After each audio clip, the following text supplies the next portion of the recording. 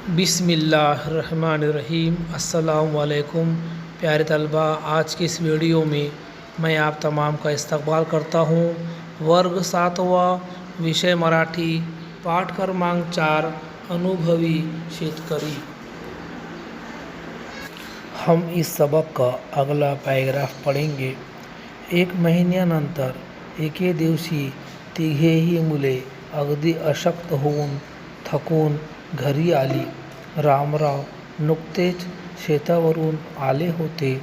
मुलांच्या दुर्मुखलेल्या चेहऱ्याकडे पाहून त्यांना दया आली, पण ते काहीच बोलले नाहीत. शेवटी मुलेच म्हणाली, बाबा, आम्ही चुकलो. 1 महिन्यात 10,000 रुपये आम्ही कमवू शकलो नाही. आम्हाला माफ करा.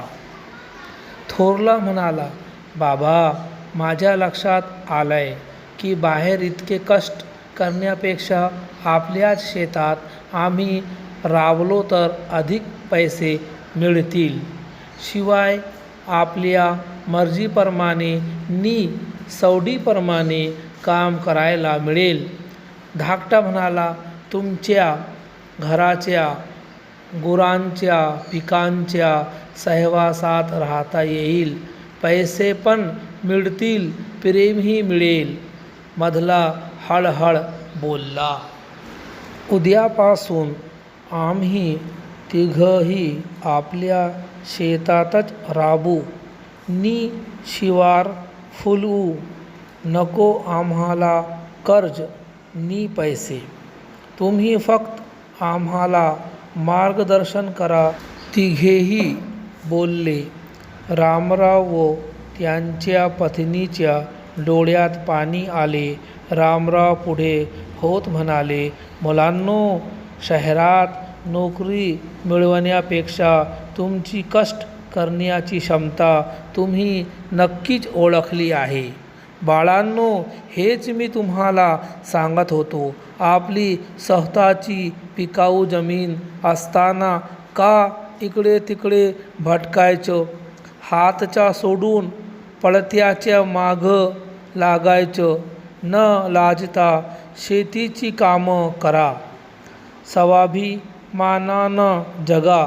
या काळ्या आईची जितकी सेवा कराल तितका फायदा तुम्हाला होईल.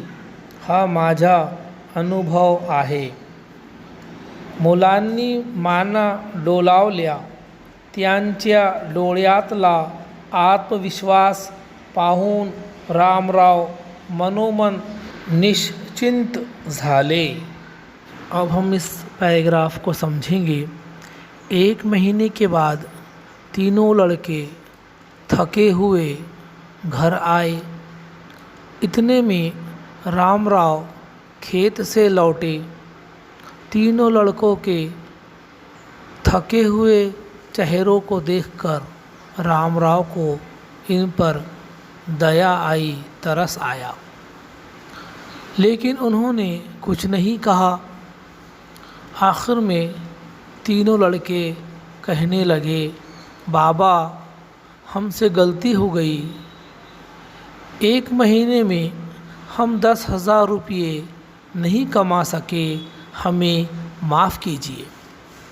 बड़ा कहने लगा, बाबा, मेरे जहन में आया कि बाहर इतनी मेहनत करने की बजाय क्यों ना हम खेत में काम करके इससे ज़्यादा पैसे कमाएं और अपनी मर्ज़ी से काम करने का मौका मिलेगा। बीच वाला कहने लगा, हम घर पर रहकर खेती का काम करेंगे। बाबा की निगरानी में इससे हमें पैसा भी मिलेगा और प्यार भी। तीनों ने कहा कि कल से हम खेत में काम करेंगे, हमें कर्ज नहीं चाहिए। बाबा, आप हमारी रहनुमाई कीजिए। रामराव और उसकी बीवी की आंखों में पानी आ गया। रामराव कहने लगे, बच्चों, شہر میں کام کرنے کی وجہ سے تمہیں یہ معلوم ہو گیا کہ تم میں کتنی صلاحیت ہے۔